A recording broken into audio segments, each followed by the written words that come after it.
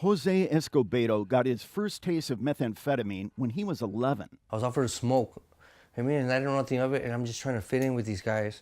And I took a first hit of smoke off some aluminum, and once I did that, it was like a whole totally took me to another world. For Escobedo, one hit was all it took. It boosted me up, and I felt all this rush. I felt this, like I could do stuff. Right? I mean, like if I was stronger, faster, and everything. And then we walked out, and then I started hallucinating, seeing things. Escobedo moved in with a dealer. In exchange for running drugs, Escobedo had a non-stop supply of meth at his fingertips. I would just stay drugged out, for weeks, and I would sleep for a week straight. After 3 weeks of staying up, I was 11. Started smoking drugs, smoking. Eventually, Escobedo began committing crimes to support his habit. He spent 4 stretches in prison. When Escobedo first started using more than 20 years ago, most of the meth in San Diego came from makeshift labs. Many of them were in East County. These days, it's a totally different story. The methamphetamine on San Diego streets today is largely produced in Mexican super labs controlled by the drug cartels. And how does it get here? A lot of it is smuggled through the nation's busiest land border crossing in San Isidro. An estimated 60,000 cars and 30,000 pedestrians cross here every day.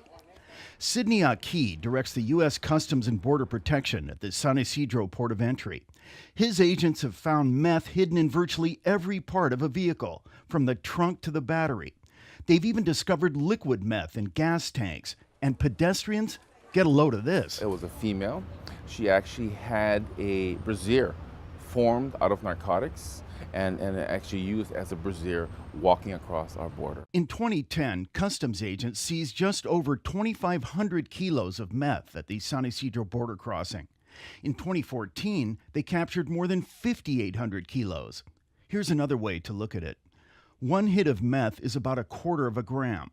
5,800 kilos equals 5,800,000 hits. That's how much was confiscated. Nobody knows how much is getting in. And here's where it gets really scary.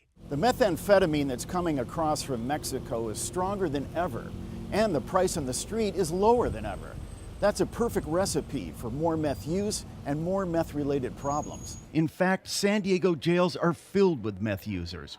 The San Diego Association of Governments says in 2014, 53% of women who were arrested and 40% of men tested positive for meth. Very important right here. Cindy Burke is Sandag's Director of Research.